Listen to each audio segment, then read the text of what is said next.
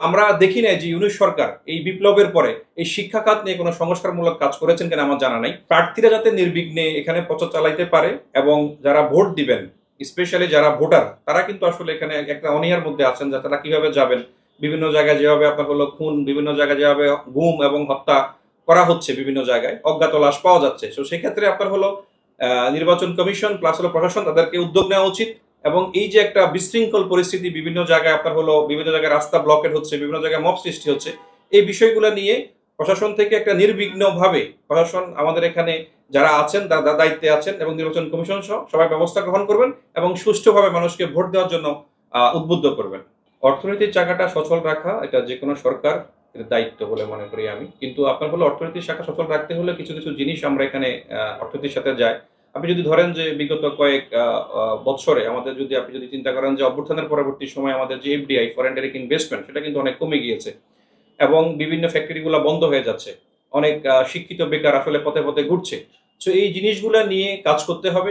আরেকটা যেটা সমস্যা আমি যেটা মনে করি যে অভ্যুত্থানের পরবর্তী সময়ে আপনি যদি বিপ্লবী সরকার যারা আসছেন, আপনি যদি বিশ্বে দেখেন, আপনি বিশ্ব নেতাদের মধ্যে বিপ্লবী পরবর্তী সময়ে লেনিন বলেন, আপনার হলো জওহরলাল নেহরু বলেন, মাও সেতুং বলেন, তারা কিন্তু বিপ্লবী পরবর্তী সময়ে শিক্ষা খাতকে সবচেয়ে বেশি সংস্কারের জন্য কাজ করেছেন। কিন্তু আমরা দেখি নাই যে ইউনূস সরকার এই বিপ্লবের পরে এই শিক্ষা খাত নিয়ে কোনো সংস্কারমূলক কাজ করেছেন কিনা আমার জানা নাই। সব মশার বিরুদ্ধে সুরক্ষা দিতে এলো বসুন্ধরা এক্সট্রিম অ্যারোসল, মশার বিরুদ্ধে এক্সট্রিম সুরক্ষা। সুতরাং আগামীতে যারা ক্ষমতায় আসবেন, আগামীতে যারা রাষ্ট্র ক্ষমতায় যাবেন, তারা এই শিক্ষা ব্যবস্থাটাকে সর্বোচ্চ প্রায়োরিটি দিয়ে এটাকে এগিয়ে নেওয়ার জন্য, জাতির মেরুদণ্ড শিক্ষা ব্যবস্থা, সেটাকে প্রপারলি যাতে শিক্ষা ব্যবস্থাটা মানুষ পায়, সেই জন্য আপনার হলো কাজ করতে হবে সরকারকে। ঢাকা 11 আসনে তো আমি দীর্ঘদিন থেকে কাজ করে আসছি। সো এই আসনটি আমার আসলে মানুষের সাথে আমার নিবিড় সম্পর্ক। এই আসনের অনেক সমস্যা নিয়ে আসলে দীর্ঘদিন ধরে মানুষের সাথে মানুষের চাওয়া পাওয়ার একটা হিসাব থাকে। মানুষের এখানে মৌলিক যে অধিকারগুলো, সেগুলো আসলে সুনিশ্চিত করা আমাদের দায়িত্ব। তার মধ্যে আপনি যদি মনে করেন চিকিৎসা সেবাটা এখানে মানুষের আসলে সবচেয়ে বড় সমস্যা বলে আমি মনে করি। কারণ এখানে ম্যাক্সিমাম প্রাইভেট হসপিটাল, কোনো সরকারি হসপিটাল নেই। সুতরাং মানুষকে অনেক দূরে যেতে হচ্ছে, কারণ একটা প্রাইভেট হসপিটালের সরকারি হসপিটালের খুব প্রয়োজন এখানে। মানুষ যাতে আপনার দূর দূরান্ত যাওয়া না লাগে।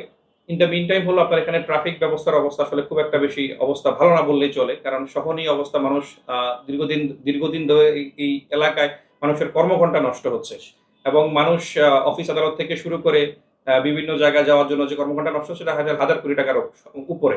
সুতরাং এই জায়গায় আমরা যদি একটা সুশৃঙ্খল ট্রাফিক ব্যবস্থা করতে পারি, আশা করি এটা দেশ এবং আমার এই নির্বাচনী এলাকার জন্য অত্যন্ত ভালো একটা প্রসেস বা ভালো একটা পদ্ধতি হবে।